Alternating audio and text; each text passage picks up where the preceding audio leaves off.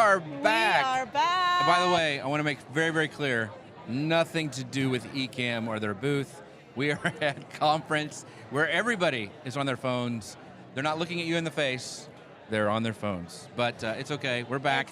Doc Rock, the amazing person behind Ecamm, has helped us out. So we are excited. We are here with the amazing Colin Gray. Why, hello. Yes. Hello. And I got to hang out with Colin, what was it, 3 years ago? Something like that, in London, which I'd never been for. It was amazing. Yeah, but was that your first trip? Huh? Yeah, Good stuff. yeah, it was. Yeah, but they may even let him go back. I don't know if I can. We don't know if we can I don't yet. know. We had a whole pandemic to prevent him from that. Right. Yeah. So, you know. But Colin is an amazing podcaster. He's got, and I mean, he's just a wealth of knowledge. And so we had to have him on the show, especially because we're at Podcast Movement. He spoke a couple times, didn't you? Yes. Yeah. Okay. A few times. Yeah, it's been cool. good actually. Yeah. So, Colin, tell people, first of all, where they can find you, your podcast, and also, how you help podcasters out. Yeah, sure. I mean, the main stuff is over at thepodcasthost.com. That's our site where we write about everything podcasting, from launch to growth to monetization type stuff. So it's loads of content over there. Our podcast is called Podcraft. So that's the one me and Matthew do together. Matthew's part of my team as well, where we do kind of seasons-based how to do podcasting. So we take one topic and break it down into really detailed episodes over seasons. So yeah, that's kind of that's the ones we do. How did you get started with podcasting? Or how long ago, and then how did you get started? Yeah, it was about 2007, I believe. Okay. Wow. The early days. Yeah, the early days, With the wheel. You had to use the wheel to get your podcast. Back when it was when you were still transferring files onto MP3 players and stuff like that. It was crazy stuff. I worked at university, actually, so I was a teacher at uni. Wow. Telling lecturers and educators how to use tech to teach. Okay. And podcasting was this fancy tech that came up in 2007, and I was like, my boss said, "You go and look into this audio thing and find out how it works." And I did, and the rest is history. I fell in love with it and just started writing about the whole medium on our site, and that's what turned into what I do today, really. What was your first podcast? Was it about a podcast Podcraft. about podcasting? It was, funnily enough, Podcraft. Yeah, really? that's the So one. you've been Yeah. doing it this long? Well, that show is, like I say, seasons-based, so we kind of come and go on it, we update it, but it's been going since then, yeah. That's an interesting strategy, because I've talked a lot about, people get overwhelmed by the whole concept of I can't do, and I've always talked about season, just think about it seasons. So break us down what a season is for you. Yeah, I mean, I love the format, because it's when you take a question, a problem, an issue that your audience have, you take the most common thing that people ask you, and you go, right, I'm going to cover this over, let's say, 2 or 3 months, which is 8 to 12 episodes week-wise. Break it down. You think how much detail, because I think a lot of podcasters make the mistake of trying to cover too much in every episode. Right. And actually, your listeners want you to go really deep on quite specific things. Yes. So you take that season, you plan it out. It's so easy to plan because you can sit there for 20 minutes and actually just come up with all these broken down parts of this topic, and then put some meat in those bones as well, a few bullet points. It means you've got the plan. You know what it's like you sit down on Monday morning, what am I going to talk about this week? But actually, with a season plan, you've got that for months ahead, so it's great. I used to work in live streaming. I still work in live streaming. Right. But when I was doing it for my day job, there was always two things for people that were getting started. They were either afraid that they didn't have enough in them, Yes. or they're afraid they had too much in them and they got overwhelmed. Yeah. So I like that way of rationalizing it and breaking it down. Yeah. So, it's good. so Colin, I wanted to ask, and maybe I missed it, but did you say for you have that seasonal the seasons for your podcast? Yes. Is there a certain amount you always do for each season, or is it just kind of based on the content? It totally comes down to the topic, I think. Okay. Yeah, we change it every time. I've had a season as short as 4 episodes. That was all it needed, really. And I've done one 20 episodes long as well. Wow. So yeah, it just depends on the topic, I think. Gotcha. Yeah. So the other thing is, I know you have, and once again, correct me if I'm wrong, you have a newsletter that comes out quite a bit, because I get that. So great. if somebody wants to sign up for that newsletter, and because it's really got a ton of great stuff for podcasters. Thank you. If you're getting started, if you want to you have questions, I mean, it's really there's only a few newsletters I read, and this is one of them. So can you tell people how they can sign up? Yeah, sure. I mean, if you just go over to thepodcasthost.com, we have a link at the very top of every single page on the site. It's kind of our main thing. So sign up for the newsletter and get that. And Yes. So the podcasters with an S. Right. With thepodcasthost.com. Gotcha. Yeah. Got it. So for people who are watching who like are, I've always wanted to do a podcast, or maybe they've done a live show like we have, and they're trying to like think about maybe I want to turn this into a podcast. What is something that from all your years of experience and everything that you've done, like maybe a pitfall to avoid or a lesson learned that you would say, you're getting started, do this? Yeah, sure. I mean, it almost sounds like too simple advice, but that's it. It's all about being simple. It's like I find so many shows get killed by the fact that people overcomplicate things too early. So they go with a setup like this, like we've got a really good pro setup here. Yeah. 3 mics into the Rodecaster, and folk think they have to start like that. No. But actually, get this, and it's a relatively simple device, but there's still all these switches and things. It's just so much faff to set up and all that kind of stuff. And by all means, get into the more developed setups like this 10, 15, 20 episodes in, but I always tell people just get a really simple USB mic in the early days. Set yourself up so that you're concentrating on the content, like figuring out your best presentation style, finding your voice, talking to your listeners. That's the key really for me in the first 10, 20 episodes. So simplify everything else, from the software to the equipment to everything, all the tech parts. That's what I usually say. Do you have any specific advice for people who are getting started in editing their own podcasts? Like, yeah, sure. There's kind of a school of thought, like I take out all of my ums and ahs, and it can take like a 1 hour podcast could take 8 hours. And so what do you tell people, like, and how do you like to edit? Yeah, absolutely. So this is, one of my pet subjects. So what part of my talk on Wednesday was about this was how, so I have a process that I call MEE, so MEE, minimum effective editing. And it's the principle of just recording as if you're live, like this. Right. So we know we're not going to edit this afterwards. Right. So you make a mistake, you trip over your tongue, you go, oh, sorry, it's not what I meant, and you fix it then and there, and you commit to not editing.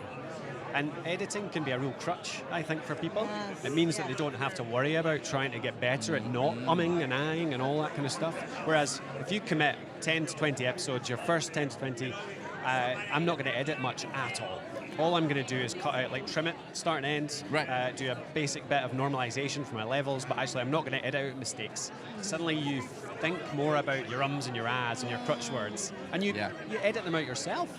And it makes it so much better because you don't spend so much time editing. That's the principle I tend to follow. That is great advice, because so I think what it was at 7, after 7 podcasts, people usually quit podcasting. That's a common one, and so, part of it is because of that. It's like, if you're editing so much, you're going to get burnt out, like for super sure. fast. I think that is great advice. So let's talk about the future podcasting, like the stuff that you've seen during the show, the podcast movement today, some of the new stuff. What are you most excited about in the podcasting space? Because you're like one of the OG ones. Like, we had Lou on before, and Eric's going to come on later. I mean, you guys have been doing it for so many years. What excites you, and especially about the show? I think I just love the fact that there's so many more. The podcasting is becoming more sort of big brand, so there's a lot more of the big brands coming in, but it's really excited me to see that there's still loads of indie podcasters around. There's still all these people just talking about their passion, talking about their hobby. So I just love that mix, actually. Even though we're getting some more attention through the big brands, we've still got all these indies around, and it's brilliant. I love that. There's been so much, just hear your guys' thoughts on this as well. There's so much talk about more video podcasting at this show as well. It just seems to be coming up a lot. I have to admit, I don't watch any video podcasts at all. The whole thing around podcasting for me is I'm on a walk, I'm on a drive, I'm cooking my dinner, I'm listening to something. Like, do you guys watch podcasts, or do you think it's the same thing? So, I watch clips of podcasts. And my thing is, it's all about repurposing. So I always love to do do it with video, because I can I get more bang for my buck. So that's the main reason. I've always done it from the very beginning. Now, discoverability, the YouTube, and Eric's going to talk about that a little bit, about the YouTube podcast thing, and so that's kind of exciting, I think.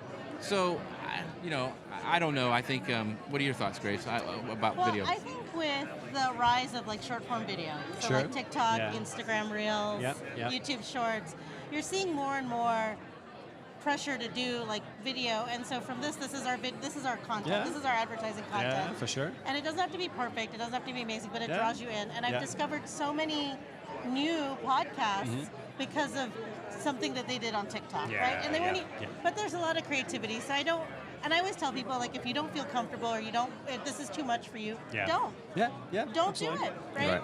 Because I've also seen people that will overlay their audio content over some other video or something else on TikTok and in Instagram, where you'll see someone like baking bread or whatever, but like the audio on top of it is this true crime, right? Right. And it sucks you in. So like that's not something that they had. That was something that they, they reused and generated. So. I mean, I think it's like if I've always started with video, and then what I do turns into a podcast. So to go the other way, I think is a very different thing. It's a funny one, yeah. I'm not sure on it. I'm kind of withholding judgment a little bit. But even if it's a video, people still engage with it like a podcast. Right. Because I'm also very aware that someone is watching us, but they're probably, updating a spreadsheet. Right. Moving They're not things really around watching. Right. They're not really watching. Chris Stone, you need to put on some pants and go outside. All right. So if you're watching.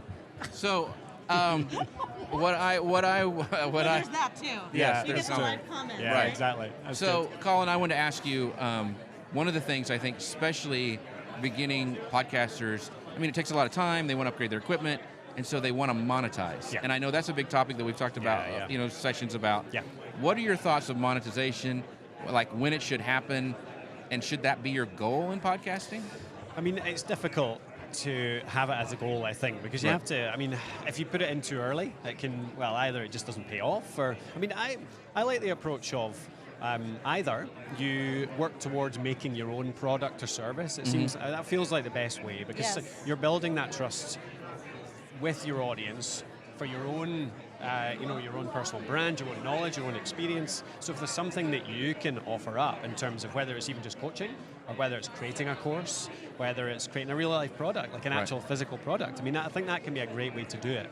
But in the early days, actually, something we often recommend is working with affiliate marketing as a podcaster, because when you've only got 100, 500 listeners at that point, it's kind of it's not really worthwhile doing sponsorship. The numbers, the CPMs are just a bit too low. But if you've got 100 people listening to your show that know and trust you, and you recommend a $100 product that you genuinely like, genuinely use, fits their audience, you can convert like half of them into buying it. And that can actually be a reasonably good income.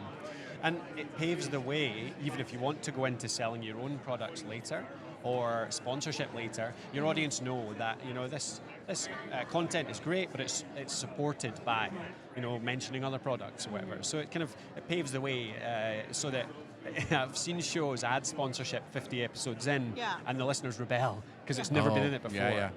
So kind of setting that precedent, I think, is a good idea. That's good. By the way, I got to give a shout out. We talked about sponsorships, and that's what we did when we started, and we continue to do. We are very blessed to have Ecamm sponsor our show. Big shout out to them. Let's broadcast live from their booth. But you can find out more at socialmedianewslive.com/Ecamm. They are amazing. They also have a new podcast coming out, and Paul Duncan is going to drop that inside the comments, so we can actually, you guys can link and give them a rating review. But it's a great show, live on Wednesdays, but all about video podcasting. So make sure you check that out. But Colin, I want to ask you another question that I'm interested in hearing what you think, because it seems like there's almost a land grab for podcasts with the networks. I'd love to know your thought about networks. And I know sometimes when I've read some of the things that they want you to do to provide as a creator, they want you to give them a lot. And sometimes there's even like a clause that says something about like, we have the right to replace you as a host. And I'm like, that's when you see that money, it's easy to want to grab it and like help them. But then you have to look at like, I don't want to give away my stuff. So giving over huge control. Absolutely. So what are your thoughts on networks and the land grab kind of idea? Yeah, I mean, it can be a way. I've seen people join a network and make a living out of it. I've seen other people join a network, grow more of an audience, use that network's resources to grow an audience and benefit the network too. Like, it's a two-way thing. But then actually take that elsewhere and grow your show elsewhere. So it can be, I think it depends on your situation, doesn't it? It depends whether you have a bit of an existing audience, whether you're willing to give up that control, maybe even give up your whole first show to the network so that you can move on to something later on and use that equity that you've built with the audience there. But I don't know, I think it's very personal. Yeah. So for your brand and podcast, like, what are you looking for in the future? Like, to me, when I look at you, I'm like, oh, he's made it. He's got it. He's got the followers. He's been doing this for so long. So how does an old school podcaster, what are you trying to get? Is it always more followers? Is it more sponsors? What what do you reach for as like a business goal for like your thing? Well, it's interesting. Right now, the main thing we're doing is actually just trying to create more products for our audience, our existing audience. Because like you say, we're in a really lucky position where people do follow our stuff and follow along. So we hear the questions and the problems that people have quite often. Right. And the biggest thing they always came to with me, part of the reason it's my pet thing, is editing. How do you make that easier? Mm-hmm. That's why we created, so our product Alitu, for example, that's why we created that. That's our podcast maker app.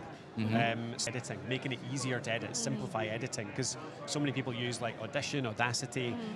They're not really podcast specific. They've got so many things in there that don't fit podcasters. So that's what I love doing actually, is taking the questions we get from our audience and turning it into solutions for them. And that's where Alitu came from. So that's kind of our focus at the moment, is making that app into everything that people need to make a podcast. So it's good fun as well. Very cool. Perfect. So one of the last questions I want to ask you is, we talked with Lou, who, like, once again, is an OG podcaster. Yeah. You don't do video so much. So how can podcasters who are like specifically audio only, how do you build community? Because it's hard, because it's like, it's passive, like you're saying, people are like driving or, so what are some tips or calls to action or whatever that you use to drive community in your brand? Yeah, we do a lot around, we recently started a community on Circle, actually. I don't know if you've come across that. Really good platform for it. Makes it really easy. I mean, I think part of the way that we've managed to grow that is we mention it obviously in our podcast. We do a bit of YouTube as well, mention it on that. Mm-hmm. Our blog is probably the way that we reach the most people through the podcast, so we include it on that. But it's about having those regular events inside the community, I think, as well. Like we have shout out Tuesdays and special topic Thursdays. We do live events once a month. We do Q&As as well. So myself, Matthew, Lindsay on the team, we all do a live Q&A once a week, every single week, where we just sit there and answer questions that come up. I don't know if there's that much complicated about community other than just giving your time to it. Right. And that can be difficult sometimes when you feel busy, you've got so many other things on. But it's actually committing and showing that you're there to help them and you're part of the community. Right. I don't know about yourselves. I've joined communities in the past around a brand, and they're never there. Yeah. So do you do a shout out like what I'd love to know is like a tactic that like a new podcaster could use to help them foster community. Do you like Lou has a thing like call this number, leave a voicemail, and he'll play it at the end. Yeah. I mean, do you have specific tactics you like to use for that? So tying into the seasons thing earlier, I think seasons are excellent for this because you've got this really good excuse at the end of the season. 3 months in, like you've been podcasting regularly, weekly for 3 months, and you say, right, we're taking a month off. We're not going to be here for a month, but over this month, I'm going to be on Twitter, let's say, and I'm going to be engaging and asking for questions. Here's what I want you to answer. Next season, we are going to cover, let's say, equipment. What are your biggest struggles with equipment? Right. What mic do you use? What mixer do you use? What do you want us to cover? And that's like a good month worth of not podcasting, but actually just interacting with the community. And I think one of the biggest things in that is being super specific. Because every time we've tried that in the past and say just what are you struggling with or give us some feedback, something quite generic, it's not enough of a prompt. People just don't do it. As soon as you get really specific, like what mic do you use? What was the last time, what happened last time your equipment broke or your live stream went off? Yeah, exactly. That happens. Yeah. I mean, when it happens, right? We don't know. Yeah. Okay, so I have a last question for you. Okay, so something that we hear a lot, we've been hearing a lot at the conference this week, is the get to know your audience, And you gave us some hints. You gave us some really good advice with taking the break and asking Twitter. But I've heard things like surveys or whatever, but I haven't really heard like how do you get, like what are some other ways you can talk to your audience and get to know what it is that they want and get to know them. So and I've gotten some good ideas, but do you have any other ones in addition to the Twitter one is amazing, by the way. Yeah. Thank you. The one that works best for us actually, it was the one that surfaced that editing production type problem, the biggest that took us to where we are now, is our newsletter. So Jeff, you mentioned the newsletter. Yes. Every time somebody signs up for that, we give a giveaway. So we've got like a couple of PDFs, like some free resources, that kind of stuff that encourages them to sign up. But then second day, I think it is, we send an email with nothing but the question, what's your biggest struggle in podcasting right now? That's good. And we get so many responses to that. It's just so quick and simple, and it's automated, it goes out, but it's from my name, and I genuinely reply to people who reply to it. So it's partly automated, but it's also partly community building and engagement. but we get so much from that, so much feedback from that. What I love about it is the simplicity of it, the one question. Keep it really simple, because a lot of people will send it, because I keep hearing the survey, and I'm like, well, and as a listener and a consumer, I'm like, I don't want to answer 20 questions. Right. Too many. But that builds your show too. I mean, then you know what to what if you have like 10 people asking, what mic to get. That's it. There you go. Absolutely. That powers the content from then on. Yeah, right. totally. Very cool. Yeah. Well, Colin, I don't want to take any more of your time, but let everybody know, and we'll make sure we tag it everywhere on the show notes and everything, where they can find you, how to get a hold of you, and that awesome newsletter, by the way. You need to sign up for that. Thank you. I really appreciate that, Jeff. Yeah. That's great. Yeah, we're over at, all the content, if you want to learn how to start your podcast, it's over at thepodcasthost.com. And if you want to check out our podcast maker app, that'd be excellent too. That's over at alitu.com, alitu.com. Awesome. Thanks, Colin. Thank you. Appreciate it, man. Thank you very much. All right, guys, that was Colin Gray. Make sure you go. I'm serious. That newsletter, I've told you before that, I don't sign up for many, but that's one of them, and it's real good. Jeff doesn't even read my emails. I barely read at all. And he reads this newsletter. So that's why I do live video. That's why. So, all right, as we get the next guest in, make sure you guys go to check out Ecamm at socialmedianewslive.com/Ecamm. Like I said, we're at a conference. People are walking around staring at us like, what are these people doing? But we can only make this possible by Ecamm. In fact, I want Doc Rock to come a little bit here and talk about... I'm going to go get the Descript person. Okay, and talk about the actual podcast he has, but also a special thing that's coming up called Leap into Podcasting, and that's coming up pretty shortly. Isn't that right, Doc? I kind of put it in the, kind of got him off his conversation. Hi. So I have. My name is Grace Duffy. So I have watched. Wait, and you're not. And so I watched How do Doc. I lower this chair? I don't know if you can. No, I just wanted to be Grace. Oh yeah. So I know Doc for a while, watching him, and this is the first time we met in real life. Yes. So and Jim is taking all. We're changing the name of this to the Before and After podcast. That's right. So and I can run real fast too. Look at that. No, then you don't cross the streams. Remember that. Bad things happen. So, Doc, talk first of all about the new podcast that you're doing called The Flow, where to find it, what's it about, and what does it have to do with podcasting? Okay, so The Flow is a podcast that we're doing as a way to help people who want to start a podcast realize that if you're going to start today, start video first. And it doesn't matter whether you want to have a video podcast or not. A video first approach does a whole bunch of things. It makes it easier because when you go to edit, you have visual cues to edit. Mm-hmm. If you happen to have a guest, you guys can see each other. Even if Katie's in Mass and I'm in Hawaii, that's right, it was a humble flex. When Luis goes to edit the video, he can see. If I do some weird histrionic, he almost knows I said something stupid at that moment, so you can cut that part out. Right. You don't even have to listen to it almost. I can give him hand cues, visual cues, and he'll know. So the editing process is way simpler. What a lot of people always say is, how do I get more people to see my podcast? Number one question on the floor today. Right? Well, if you're shooting a video first approach, you can take clips and send it to the video locations like TikTok, Instagram, Twitter, YouTube, Facebook, LinkedIn, so forth, so on, and et cetera. Amazon Live, another one. Yeah. So you can send video clips there, and those become your discovery mechanisms, right? So people can discover you and then come back to your real cast. So we're showing the workflow of how to generate a podcast from zero to hero. Mm-hmm. And then we're also talking about the video aspect of it, because it just really does make it easier. Nowadays, this whole conference is talking about, video podcast is new. And I'm laughing over here because I've been doing video podcasts for 18 plus years. Right. Yeah. So, it does make life way easier. It just is. It does. But they can also watch it at a certain time. 100%. Yeah, where's it live at? Every Tuesday at 12 p.m. Eastern, we record a live version, and then a week later, it ends up in your podcast feed, wherever podcast getting is got.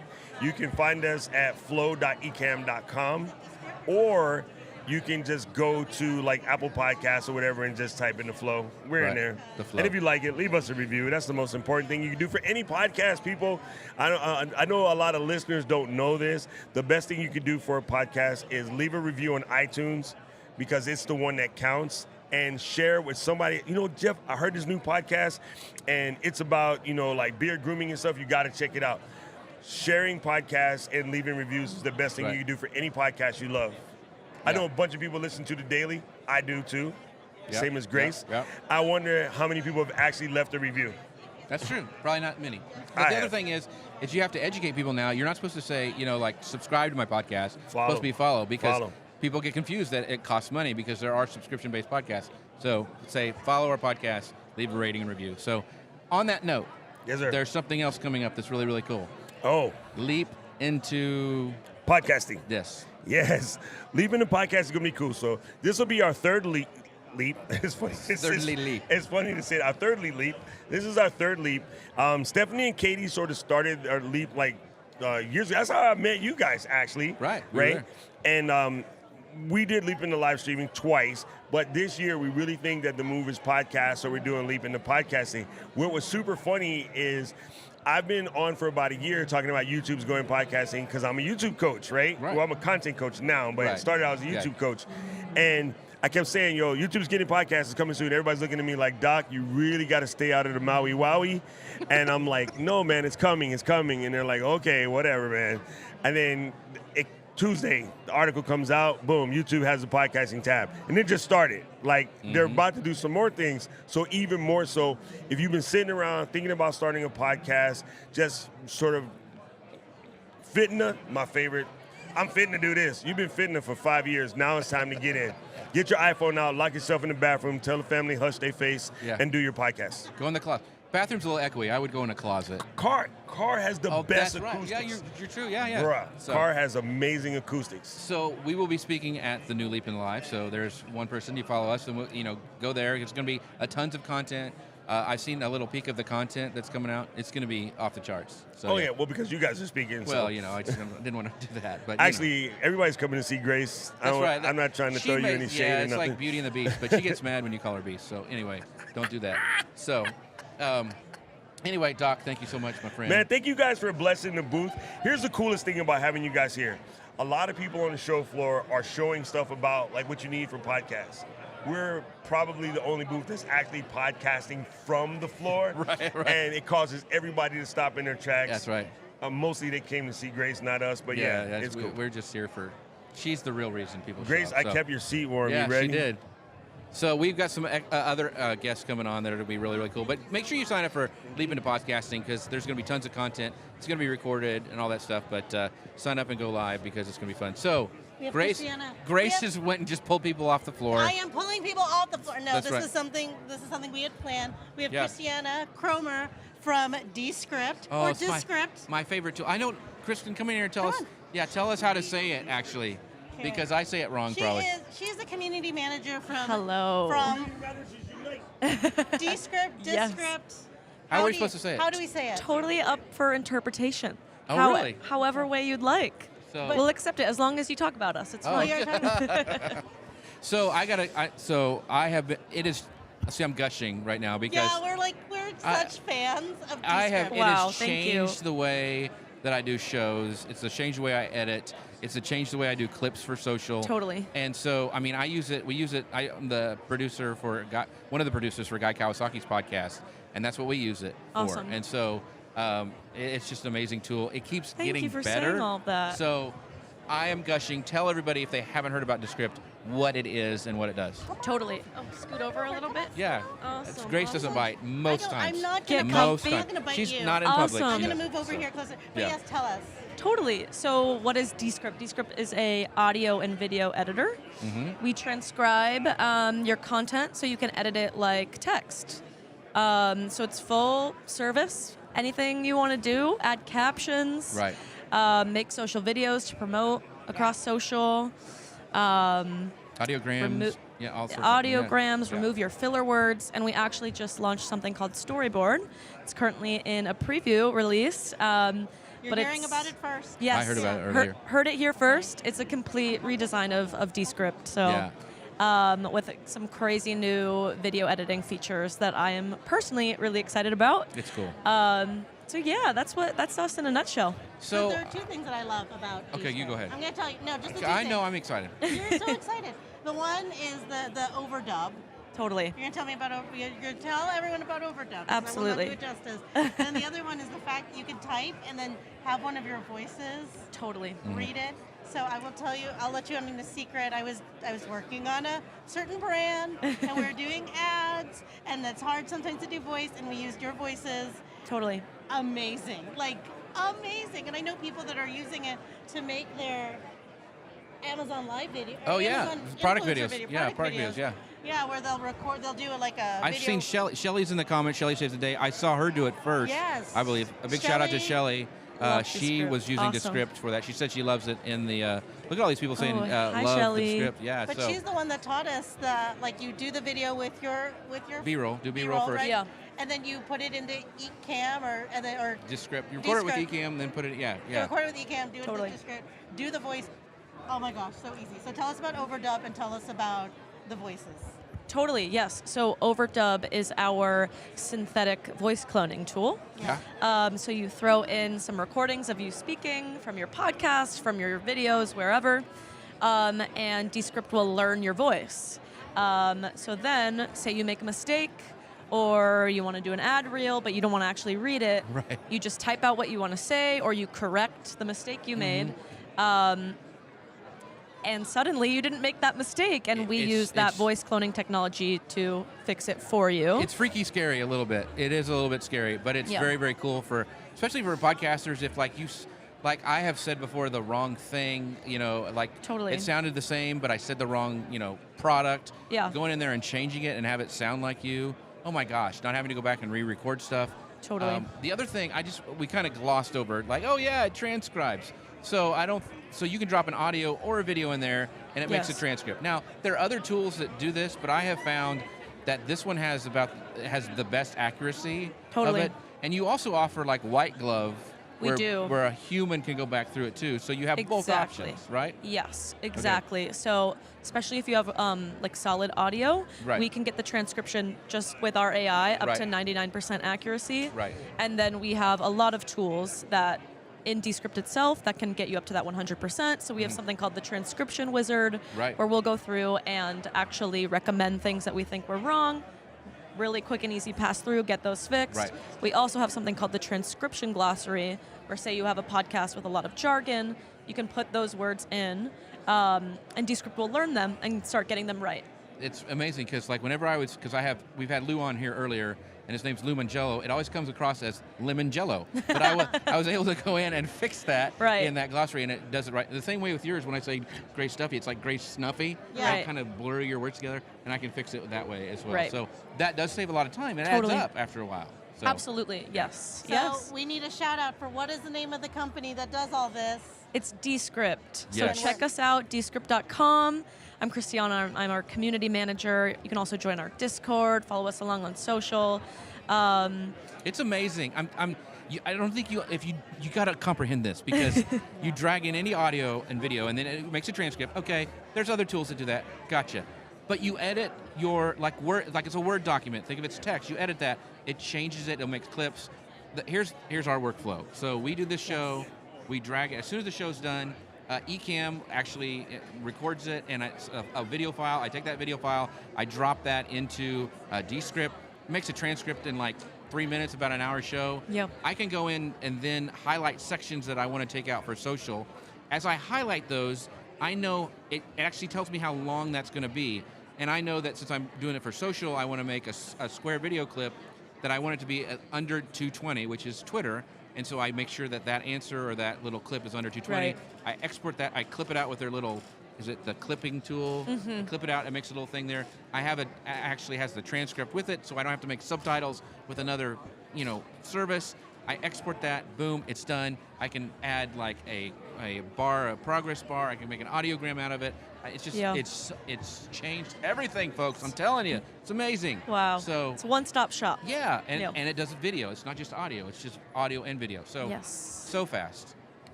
So Awesome. I probably took all the words out of your mouth. But I'm No, sorry. you did. I know. I don't even need to be here. So a sneak peek of the video editing stuff that's coming Totally. out. Sure. So talk about storyboards. Yes. So Storyboard, we launched that just about a month ago. Oh, it's filled with goodness. I don't even know where to start. A big crowd pleaser is that we added dark mode, which is great. Yes. But we've got AI green screen in there. We've got new transitions, new audio effects. We developed something called scenes, which is a new way to think about your video editing. Yes. You can sort of chop up your entire video into something more of like a slides or like a Google Doc almost. Right. And just make a really longer narrative story with all the pieces that you want. We added a stock media library, so everybody completely free to use can add Very cool. B-roll, GIFs, stock music. Oh my gosh. Templates. That's my big And thing. a Yes. big one. Yeah. Templates is probably my favorite, Right. and probably the something that I will use the most out of. Right. So now in Descript you can save templates with all of your branding, the captions you want, the waveforms you want, whatever. You just hit publish, and you and your team can reuse that over and over again. We also have Descript provided like a gallery of templates Yeah. you can choose from That's if you don't cool. want to make your own. And that is amazing if you've got a live show, weekly live show, weekly podcast. Exactly. And you just got to get that, you're working on the Content's out. just you have that, templates will save you. So that is amazing. Yes, So, I'm stoked about it. LBC Branding said, I didn't know about the glossary. I'm checking that out today. Awesome. That does save a lot of time. It really does, especially with, if if you work for a company, like I did the same thing with Ecamm because sometimes it would not put the 2 M's in it. Yeah. So being able to use that glossary saves you time and saves your transcript when you export it and all that kind of stuff. So Totally. Very, very cool. So check Awesome. out Descript or Descript.com. Yes, Yeah, whatever. either way. Yeah. Yes, Yeah. check And us she out. has to go to a meeting, so Oh, we're gonna yes. let her Okay. go. Thank But you this so was much. so fun. Thank you Yeah. so much for having me. Yeah. Thanks For to letting everyone us watching. This Pull was you so in fun. from the floor. Anytime. Because they're actually exhibiting this week. So Darcy, it's Descript with a Yes. T. So Descript. Descript.com. Descript. Absolutely. Yeah. Check us So, out. Come say awesome. hi. We've got a Awesome. couple more guests. It's going to be amazing. We've got the incredible, one of my favorite guys, Jim Fuse, who's helped me with Amazon Live, but he is also a podcaster. So we're going to pull him in really quick. I'm going to get Jim first because Eric, he wasn't here on time. So, no, we're going to get Jim first. We're going to close with you. We're going to close with Eric Fisher. So Jim Fuse. This is how we treat our friends. That's right. guys. Because That's how we he treat our can friends. take it. We've But got the amazing Jim Fuse, and He's throwing things. Eric's throwing He's a throwing fit right things. now. Sorry. But oh my gosh. But Jim has helped me, and we've had him on the show, and him and his partner in crime, Chris Stone, on quite a bit. But very excited about Amazon Live. But they're also do the show as a podcast. So, Yes. Jim, tell people about Dealcasters, where they can find you, what you guys do, all that stuff. Well, as Chris would say, we're on all the tubes, or all the books. But we also have a podcast, Dealcasters, which what we do is some of our Amazon live shows that are interviews is we turn them into podcasts. So we're on Apple, Spotify. And so you just go look for Dealcasters. In fact, the easiest way to find Dealcasters, just go to Google. Right, it's Because everywhere. it's everywhere. Right. But you can go to dealcasters.live to see our live shows. You can go to dealcasters.shop to see our storefront on Amazon and see some of the things that we're reviewing. But the podcasting has been a lot of fun because we are able to repurpose it. And now what YouTube has podcasts, I can't figure out, because I saw our show on there and I didn't know. Oh, it you was got it. So I haven't checked I don't it know. much. It's so weird. we'll look at. We'll have to look it up. Eric's going to talk about that in a little bit about some of the new YouTube if stuff he that's coming if he out. can stick around. Yeah, you may not. I don't know, he might storm We'll have off to bribe here in him. any minute. Somebody put a muffin here and he may come get Maybe it. Lou will have candy for him. Yes. So Jim, so how long have you been podcasting? It's been about 2 years. Yeah. Yeah. So what would you tell somebody who's just getting started on podcasting after like your 2 years? Because you've tried some things and you've had to make some adjustments. So what would you tell new podcasters? I think as a new podcaster, one is don't get upset if you're not getting a ton of downloads. I mean, it's just like with a live stream. It's about being consistent. It's about getting this stuff out there. I think the other big thing is to take the pressure off yourself. If you can batch, by that meaning do a few shows in advance. Like, I don't know how you do it with Social Media News Live because you're putting stuff out every week, but you also got a really good system. Right. And have been doing this a while. But if you can get yourself a little bit ahead, then that way you don't feel like the pressure, like, oh my gosh, we gotta get a show out, we gotta do a podcast today. I think that helps because I think otherwise you start to really overthink it. and then you get frustrated, and then oh, well, we missed it. Now nobody's going to listen to us because we didn't put a show out this week. Well, and James Hicks says, he's been rocking fresh Dealcaster swag all week. So, he's looking, he's always be branding. That's right, Always very be good. Branding. Always be branding. I have my branding with me all the time. So, so you've been going to sessions, Jim. There was some cool Amazon stuff we saw up in the top here. But what are some of the things, like a big takeaway that you've had from Podcast Movement? Yeah. I think for me, that I came here as an attendee, and I think the networking is just being here, getting to meet people, seeing all these these great companies are here. The next row behind us, I guess we could call it Gas Central, where you've got all these tech companies. You've got Heil and Shure and Focusrite, and then I learned about this company called Hercules that is actually up in Nashville. They made guitar stands, but now they are creating stands for things Mics like your phone and your tablets. So as a creator, that's like like right now, right? You've got all this stuff here, but sometimes you need it out of the way. So that was really neat. And then Focusrite's got this new, is it called the Vocaster? Yeah. Which you can have one. There's one version that has one mic and one headphone to keep it simple. And then another version has 2 inputs and 2 mics, so you can do an interview. Yeah, it's really cool. But also, how much is going on in the whole idea of monetization of your podcast? Right. Mm-hmm. And I'm still find that to be something that I got to really look into, because I'm not really sure what the right way to go is. But I'll have to ask the great Jeff C. maybe some stuff about that. I'll let you know when I hit it. Hit the big time. So let's talk a little bit, because a lot of people still don't know what Amazon Live is. I bet you've had to explain it quite a bit probably already in this conference. And you and I have talked about this a lot, that people still don't know what it is. Yes. So can you kind of give a real quick bird's eye view and why it's so exciting right now, and why you guys have kind of planted your flag there to talk about it and kind of be ambassadors for it? Right. So what's happened is everyone talks about live selling, and it really started over in Asia. Mm-hmm. And so Amazon, they're a smart company, is like, maybe we should start doing this. So they've created a program. So we call it, it's like it's beyond the Amazon Associates program. It's like the next level up. You are going to apply based on some of your social followings, not on being a live streamer, your social followings. That's the other thing. You can learn to live stream later, even though that's not always an easy thing to do. But you get to go live on Amazon. You get to create product videos that go on the Amazon product pages. And so if people watch your videos, click on it, make a purchase, you're monetized instantly, right? Mm-hmm. You're going to get 1 to 4%. And there's only about 3,000 people that we are aware of that have gone forward with that. I mean, when you consider what I heard at another conference, we're at 58 million YouTube channels versus 3,000. I like my numbers. Right. But it also, it lends to brands are now very interested in that, right? We've been fortunate to get to work with companies like Heil and Shure and now even Focusrite, as we've talked to them here. Right. They're interested, right? Because these brands are seeing, like, people are shopping on Amazon. It's the largest product search engine. I didn't say Google, right? Right. Amazon. Right. So people are going there with the intent to buy. Yes. And you have to think about, I guess you'd call it the buyer's journey, right? We go to YouTube sometimes to search, right, but we don't always buy there. And so I think that's another big thing. But because the program is still evolving, right, it's like it's not too late. And some of our friends have started to get approved and are now asking us, like, hey, what do I do next? And I think you have seen success. I mean, Eric, I know, is getting ready to... Grace?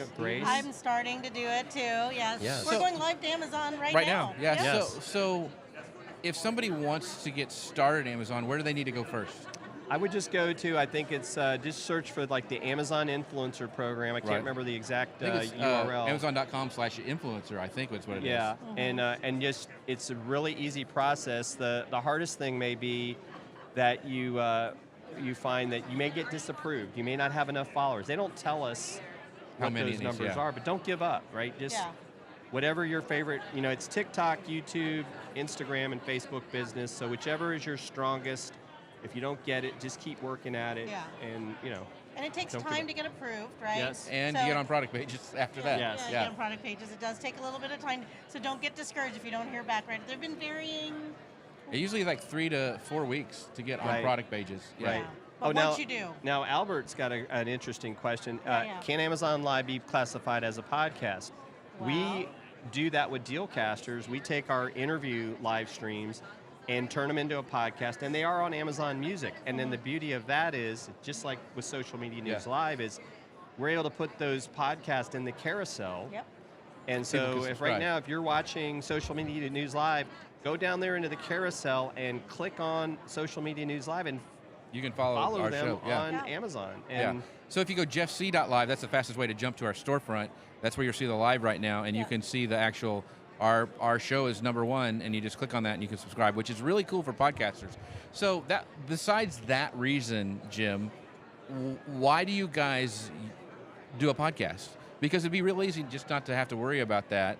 Have you found that it helps with your brands? Like, not only are we live, not only are we on Amazon, we also have a podcast that goes out to X amount of people. Is that why you continue? I think it's about, it's about growing your presence. It's about, some of it is even just awareness. Right. And the thing we're able to do too is with the podcast is we can put in the show notes, all the things we talked about. We can also put a link back to if people want to watch the video. Mm-hmm. So I think it's kind of like Chris and I like to talk about, it's kind of like the content flywheel of marketing. Right, You right. can't just stop with the live stream. It's like, okay, we're done, off to the next one. And that's, I think, the mistake that a lot of people make. And so, even with the other show that I do, the Tim and Jim show, we're going to start podcasting or making it a podcast because that's content. And a lot of us have this content that's been really good that we're just not doing anything with. Right. So Jacques says also apply to Amazon Associates, and they drop the link in as well. So that's very, very cool. So awesome. So Jim, if people want to, do the rapid fire for Jim. I'm interested in his questions. Okay, his answers. Jim. Yeah. Oh my God. And of course it's not working now. Hold So on. you hit a button. I hit a button. There you go. Button. All right. Jim, phone call or text? Text. Barbecue or Tex-Mex? Tex-Mex. What is your go-to karaoke song? My go-to karaoke song is Bon Jovi, Living on a Prayer. Oh, I got to hear that. Oh, I gotta hear that.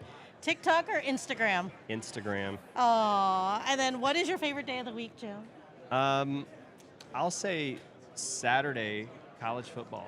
Oh, I thought it'd be do the Braves play on Saturday? Well, they play every day. Oh, that's true. They play every He's day. like 10 minutes away, so he's Oh, very my- lucky. But Jim, before you go, I want you to Yes. let everybody know where to find you, your Yes. show on Amazon, your Amazon storefront, whatever Yes. you want to say. Let people know where they can find Dealcasters and your amazing content. So you can find Dealcasters, like I said, dealcasters.live or dealcasters.shop. And then if you want to connect with me, easiest place, LinkedIn, just look for Jim Fuse. But we also do have a Dealcasters company page on LinkedIn. There you go. We're everywhere. That's right. You are everywhere. So Yes. make sure that they have helped me out tremendously. I wouldn't be on Amazon without them. So they've been on the show a bunch. So if you're watching and you're looking at our podcast, scroll back. We've had both Jim and Chris on and them on together. So as you can tell, I'm very excited about Amazon Live. So make sure you guys go back, check out some of those past episodes because they are amazing. And so I am very excited about getting to hang out with Jim. Oh, yes. this has been great. And We this ate is a lot like, of food. I mean, We ate so Ecamm much has food. just been amazing. Oh, This gosh. is like What a the setup. coolest. I got to know. I've got studio FOMO. That's right. I know. That's right. So And let me you can tell find you, we just rolled right in. Yeah. Rolled right in. This was all. Doc had it all set up. Yep. It's amazing. So make sure you guys check out Ecamm. Make sure you check out the Flow podcast that they're doing if you want to learn about video podcasts because it's amazing. And also if you want to find out more about Ecamm and check out their page, go to socialmedianewslive.com/Ecamm. That's ECAMM. Jim, thank you so much, my friend. Thank you. Thank It's great to you. see you guys. And now we have the amazing, exciting, Eric very Fisher. patient Eric Fisher. Eric Fisher. Because have we done a show live together? We've been doing live shows, the three of us, for like I don't know. Oh my gosh. forever. I don't think the three of us have ever done a show live together live. Ever. No, I in don't think we have. We've never been in person. We've done That's shows not true. for like We've never been in person Yeah. together. This is rare. So Eric Fisher, Beyond the To-Do List podcast, he's another one of the OG podcasters. He's been doing it almost as long as Lou. Almost, not quite, but I mean, he's been doing it for a long time. How many episodes now? You just did a big celebratory thing, like. Yeah, the show has its 10th birthday this month, August 2022. So since August 2012. Wow. And there's like near 450-ish episodes. Crazy. Wow. Yeah. That's So, crazy. I wanted to ask you, since you've been doing it for such a long time, we've kind of asked Well, we the need to talk people. about his show first. No, everybody knows it. No. No, tell them what your show's about. Tell us about your show. It's beyond the to-do list. It's a productivity show. Every time I say that to somebody, they say, "Oh, I need to listen to your show," and I'm like, "Yes, you do." Here's where you go to do it. It's beyondthetodolist.com, and I talk to different people, various stages of productivity, whether they've got a brand new book out all about a specific topic, work-life balance, email, even like corporate culture, how to create great teams, how to work with creative people, how to be a creative person, all like the spectrum. That's why it's called Beyond the To-Do List. So if people want to go, and they haven't, which most of the internet has, but let's just pretend that they haven't, where should they start? What's like a good episode to start at? Yeah, well, so 2 recent episodes are Tiago Forte about building a second brain. Yes, with and Notion? Yes. Yes, he's So really good. or any tool, really. Yeah, I use That's a brand new episode out right now, and that's really going to offload some of all the just things we're trying to hold in our brains constantly and that are overloading us with information overload. Yeah. And it's going to give you a system and a way to capture, work with, use, have better ideas, use those ideas. Yes. So content creators and everyone else can use that. Another one is, another recent one, the one right before that actually, is Kate Tellers from the Moth. Long time running podcast. Really great. And her conversation with me was all about not just the power of, but the skill of storytelling. Right. Oh, wow. And the importance of that. So that comes to light in the doing better presentations for work, or writing, or video making, all this kind of good stuff. It works so seamlessly into all these aspects of life. So. And you've got some big heavy hitters on there. I mean, like John Acuff, who's one of my fun. That one's coming up. The New guy one. who does Accidental Creative. You've had on a Todd couple Henry. times. Todd Henry's amazing. He's coming up again as good. well. Yeah, so, Oh my gosh. so I mean, some really good people. Some people you may not have heard of, but they're always excellent interviews, and you always learn something. So, and you even have some like shortcasts, like Blinkist things. Yeah. Too. So talk about that real quick. Yeah, so I've got a partnership with Blinkist, and if you've not heard of them, it's BLINKIST, and you go in there, and they basically partnered with me, and we've got 75 episodes that are called shortcasts. They're short versions, distilled down essences of podcasts. So if you don't have time to listen to a full episode, but you want to get the best parts, it's me talking with a guest, but it's short clips, and I transition from clip to clip, and it's, you get the essence of it. So, yeah, so those are very, very cool. So, tons of content over there. But so go check out Beyond the To-Do List, beyondthetodolist.com? Yes. Okay. But I want to know, since you've been doing this for so long, and we asked Colin, we asked, Lauren, and even Megan, like, what would you tell brand new podcasters who are just getting started, maybe a pitfall that you could avoid or something like that? Like, what do you tell them when they want to get started? There's a couple different things I could say. One is come up with a bunch of different ideas, topics, as well as guests right out of the gate before you even start recording, so that you can kind of batch process and or just create a runway for yourself for a while you get into the rhythm of recording. That's the first, that one I did. A lesson I learned retroactively was document everything as you go. Mark where there are conversation pivot points in case you want to do dynamic ads in the future. Document titles, have it in a spreadsheet, mark, when it was recorded, all these different things, like document them all, and even do transcriptions as you go. Like, don't create a backlog of work for yourself in the future. Pass the baton to your future self now, while it's tiny little tasks, not a big old behemoth of a project. So what tools do you use to help streamline your workflow? Oh gosh, let's see. Yeah, well, productivity guy. Descript is one of them. Descript, yep. Yes, so we just talked about that. You talked about that. Let's see, what else? I use the Rodecaster Pro to do my multi-track. This is the 2. I only have the 1. But Road, if you're listening, We'd be more than happy to do a review for you. I will do a review on Amazon. See, I'm tying it all together. We're tying it all. This is what makes this man a pro, by the way, right. is he's tying all those strings together for us. And then we go to Disney. See, I did it. I did it. You did it! Yay! Let's see, what else? Workflow. One of the things that I do, that actually, Jeff, you gave me this idea, is when you walk and talk, you can do a watch face on your Apple Watch with the app Just Press Record. And so then it'll transcribe that, it'll sync that to your phone as well as your MacBook. And then you've got those ideas there, and you can transcribe them, then pull them in. Because I'm an auditory ideator. You're an auditory an external processor? Yes. As you can tell. Yes. So we've worked together for a very long time. Right. So I know this about him. It's Just Press Record. You can find it in the App Store, but it's all in my watch faces. Yeah. So it works. It's great for when you're driving and you have an idea or you hear something to do that. So yeah. Yeah. Let's see. I'm trying to come up with what else. What else do I use to stream flow? What do you use to edit? Stream. Yeah, So I have an editor, so I don't do that anymore. But you used to. I used to use Audacity just because I was used to it. Right. And it's still quick, simple, easy, and free. Right. So Yes. something you can use to get started. So at what point did you hire an editor? Too late. I waited too long. Yet another lesson. Yes. It's been about a year now. Okay. Yeah. But And before you've that, been it was doing it for how all long? me. 10 years? 10 years, so 9 of those years, somebody else didn't edit it. It was me. Yeah. So walking around, going to sessions, what is a big takeaway? I know we've been teasing you're going to talk about YouTube in a little bit, but what did you take away from this conference so far? I'm going to say one of the biggest things for me that was a takeaway was that it's easier, I think, for somebody to commit to subscribing to your email newsletter instead of your podcast. Oh, Really? Yeah. It's a commitment to listen to a podcast or subscribe to a podcast and have it keep showing up. But if an email inbox is less frequent, less of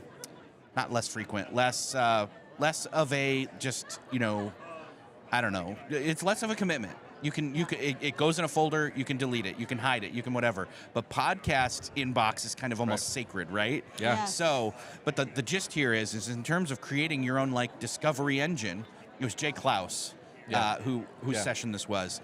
He said, use your social to get people to your email newsletter, and do a good newsletter, and remind them of great shows you have coming or just did, etc. And they're and then that way you can re-engage. If somebody unsubscribes from your podcast but is still subscribed to your newsletter, you can re-engage them and get them excited back in your show. Right. So I think a lot of people go through your list and they don't just subscribe. They pick out different episodes like, oh, I want to listen to John Acuff. Oh, I want to listen to Todd Henry. And they start with those and like, okay, he's worth it. I'm going to hit that subscribe button. So a lot of times don't think it happens right away. Exactly. And this is a way. So this is a way that you can nurture somebody towards subscribing long term to the show versus short term. Yeah. So we've teased it. We've talked about video with podcasting for a long time. So talk about this YouTube news and what's your thoughts on it, just kind of broadly.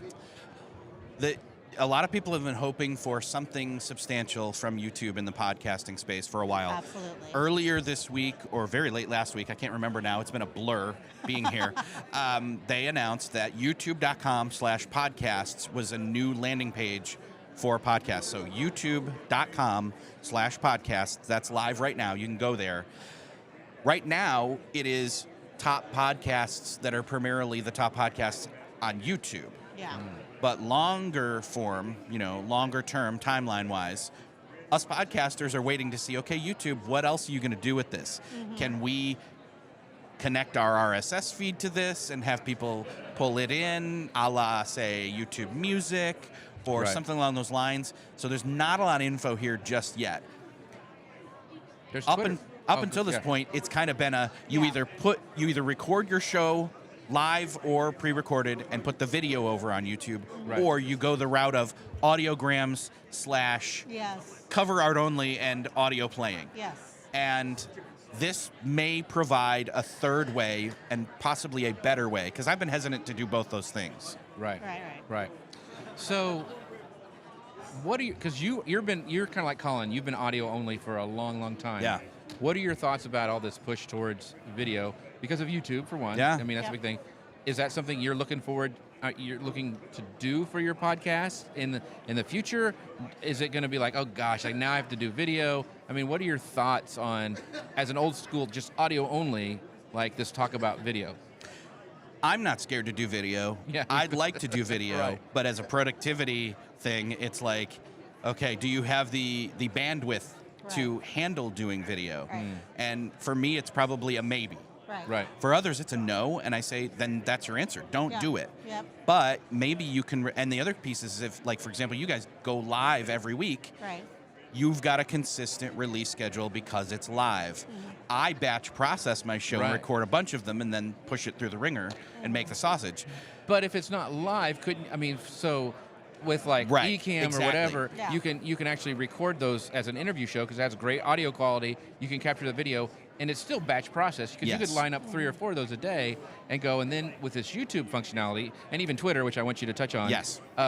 You have an option to share some of that out for those people who do want to see what I don't know what Mitch Todd looks like. I mean, like or not Mitch Todd, but Tiago Forte. yeah, what do Or I don't Todd know, Henry, Todd or- Henry, yeah. and like I don't know. It'd be kind of interesting to watch a show where you interview him and like, how's Eric do his interview style? That'd be kind of interesting to watch. Yeah. And so there's an opportunity there that I'm not hiding from, but I'm figuring out, okay, what's the next, how do I ease into that? Obviously, Right. Ecamm, I have Ecamm, Right. I can do it. Right. So it's a matter of just kind of working out the workflow, figuring that out. And I do think that visual clips, talking head clips, are better than audiograms if I wanted to chop it up into social, shareable chunks. Absolutely. Gotcha. So Twitter. So Twitter yesterday, was this yesterday? It was yesterday. They announced that they are integrating podcasts into Twitter Spaces. So again, not a lot of info. A lot of people have been asking the right questions about it since the press release. Yes. There are a couple of different I'm looking at the comments, sorry. There are a couple of different great questions that I've seen on Twitter about this. So what it is it's going to be in Spaces. It's going to be a place for recorded as well as live spaces to be found, as well as podcasts. And from what we can glean as far as what they've said, is that the content that you're already interacting with on Twitter will then feed into the recommendations and the algorithm as to what they show you podcast-wise there. Again, we don't know if you can connect an RSS feed there or subscribe, but it is kind of a, hey, swipe and browse kind of a thing so far. And that, anything at this point for podcasters that aids in discoverability is a bonus, and this may be another great engine for that. And we went to a session about using Twitter to promote. Yeah. Yes. That was really interesting. I saw a little bit of it at the end. So. I love that, though, because we all remember the boom of social audio in 2020, and we know a lot of people that went all in on social audio. Some of them are still going. We have a friend, Ramon Ray, he has like a huge one he does. I think it's every morning. They're still doing it. God. Yeah. So it's out there, right? Yeah. And so, but there's been a lot of questions that are like, okay, well, now what? Now what? So this is a good use for that established platform technology, having this to be a place for your podcast as well. Yeah, so if you have a decent Twitter following or presence or interactivity, you may see a push or a lift of recommendation for your show or shows in there. They're going to group them by the standard, topics, news, sports, entertainment, etc. But that doesn't mean that if you're not in those niches with your show, you won't show up. Right. But again, remains to be seen yet. It broke yesterday. So yeah, very, very, just kind of like, oh my gosh, news. Yeah. And there's a lot of indie podcasts, as we've met and seen this week, right, that do not necessarily fit in a niche. But if it's recommended based on your Twitter following, that's then cool. You're going to get discovered by people that are interested in whatever it is that you're into. Right. Yeah. So before we wrap everything up, and I see that WDW Radio says, oh my gosh, is that the great stuff? If they're watching, if Lauren is around, I'd love to get her to shout out, because she's had a new podcast that I want to give her a shout out to if she wants to come on. If you can hear us, Lauren, but who knows if she's watching or not. But anyway, so there's Deb Mitchell. Hey, Deb. Good to see you. Yeah, the whole set's here. The whole set is here. You could, go get your card punched.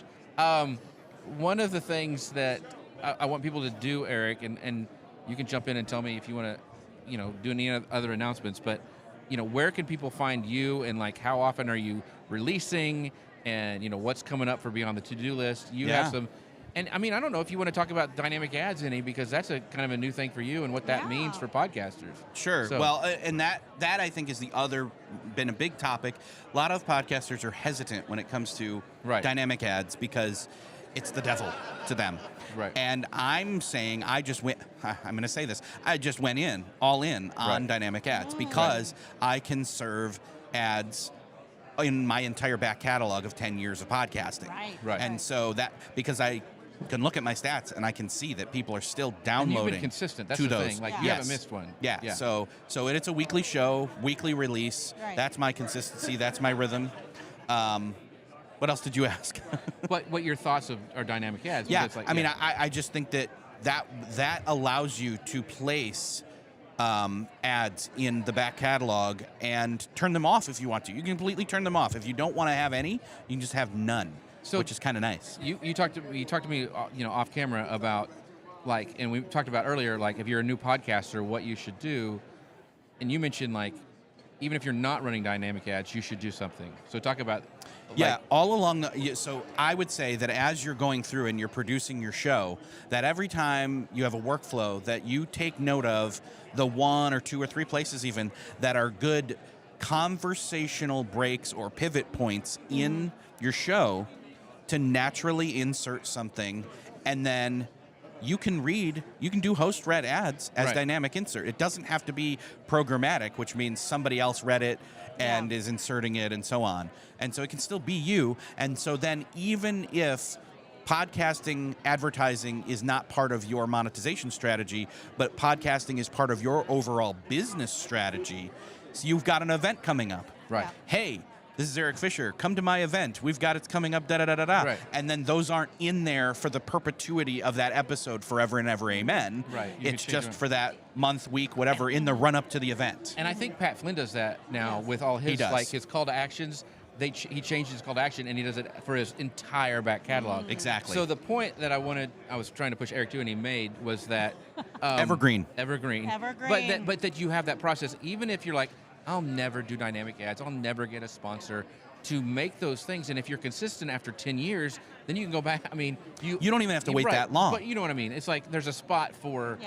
You're thinking ahead. You're being proactive. Because if you're ready, I mean, the thing is that all you need to do is be ready whenever the opportunity is right. So, yeah. And you build that from the beginning. You build those systems and practices at the very beginning with the intention to do ads or whatever you want to do. Exactly. So we have, I think, exhausted our time with Eric, because I'm hungry and he's hungry, and we want to go get some food here in Dallas. But there's my food reference. So your card is complete. But Eric, I want to let people know what's coming up for you, where you want the people to send them to find your show, all your stuff. So talk about that. Go over to beyondthetodolist.com. That's where you can find all the latest episodes. I highlighted Tiago Forte, Rachel Tellers. Upcoming in the next 2 weeks is John Acuff as well as Todd Henry. We already mentioned them. Right. Those are going to be great. I've already recorded them. I know they're great. The guest is great. I'm good. And then, just jump on in, listen, take a listen. You will find any kind of productivity hang up or topic you're looking for. I've probably got a show about it. And if I don't, you let me know. Go to twitter.com/Eric with a K, the letter J, Fisher. Tweet me. Let me know, hey, you don't have an episode on this. I'll make one for you. Yeah. For you. And I think you're great. Thank you. I think you're great. I think you're great too. He's okay. And Jeff, maybe. Jeff's all right. So, thank you guys for watching. Thank you for Ecamm for letting us do this show, being able to be in this booth. If you want to find out more about Ecamm and the incredible stuff that they can do, make sure you go to socialmedianewslive.com/Ecamm. That's ECAMM. And don't forget about their Flow podcast that is out, that is amazing. And also the upcoming Leap into Podcasting, which Eric's going to be one of the speakers. Grace is going to be one of the speakers. I may be there just to press buttons. I don't know. I may talk a little bit. But make sure you guys go. They have an incredible community on Facebook. They answer questions. You can actually talk in Facebook to Doc Rock. He'll help you do your setup. They're just amazing people there. I wanted to give a big shout out to the Paul Duncan, who is actually in there moderating right now. He's amazing as And well. dropping the Yes, he's links. doing Oh, he's links. doing so Look at that, amazing. beyondthetodolist.com. Keeping up with everything. Yeah, so thank you, Paul, for doing that. You're amazing. But somebody else is amazing. Is the amazing Grace. So Grace. The Grace Stuffy, yeah, right? Yeah, tell them where they can find you. Well, you can find me here every week with Jeff, 10 a.m. Central, 11 a.m. Eastern, 8 a.m. Pacific. I did that backwards, I know. And you can also find us on Volley. What is our URL for our space? It is socialmedianewslive.com/chat. You'll join in there. You'll be able to talk to Grace and I asynchronously, so there's not really much pressure. You don't even have to be live on camera. You can come in and just leave a message or an audio message or a text, and we will respond to you. We have a lot of fun in there. Big shout out to the people in there. Like I know Gary Stockton's in there, a bunch of other folks. Brian Farrell's in there. So we have a great community over on Volley. But yeah, go check out Grace. She's there. She has to do it now. It's her job. It's my job So, now. yeah. It's my job Yeah. now. So come over to Volley. But it is honestly a great way to talk to us directly. Yeah. So with that, we thank you guys for watching. Thank you to Ecamm. I'm trying to get Doc's attention so he'll be ready to turn off the stream when I'm ready. Hey, can you get Doc to get ready? Yeah. So, but I thank you guys. Thank you to Ecamm for letting us go live here. Well, thank you guys. Thank you for everybody watching in the show. Thank you, Lowell, for watching as well. And we will see you guys next time. Appreciate you. Bye, everybody.